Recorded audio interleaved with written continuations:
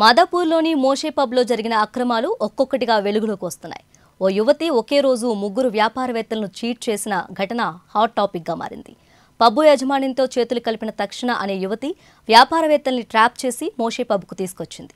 అక్కడ pub manager యజమానితో కుమ్మక్కై డబ్బులు వసూలు చేసింది.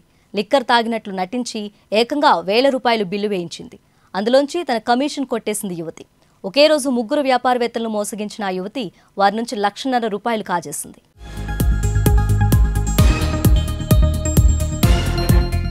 మోషే పబ్ వ్యవహారంలో ఇప్పటివరకు 10 మందిపై పోలీసులు కేసు నమోదు చేశారు. ఈ కేసులో 6గురిని అరెస్ట్ చేశారు. మోషే పబ్ ముగ్గురు యజమానులతో పాటు మేనేజర్ పైన కేసు నమోదు చేశారు పోలీసులు. టిండర్ యాప్ ద్వారా వ్యాపారవేత్తలను ట్రాప్ చేసి వారిని మోసం చేస్తున్నారు. వీరంతా నాగ్పూర్కు చెందిన గ్యాంగ్గా గుర్తించారు. మోషే పబ్కు చెందిన ముగ్గురు యజమానులు అదుపులోకి తీసుకున్న పోలీసులు వారిని విచారిస్తున్నారు. విచారణలో షాకింగ్ విషయాలు వెలుగు చూస్తున్నాయి. ఇక వ్యాపారవేత్తలకు వలవేస్తున్న అమ్మాయిలను పట్టుకునేందుకు పోలీసులు గాలింపు చర్యలు చేపట్టారు.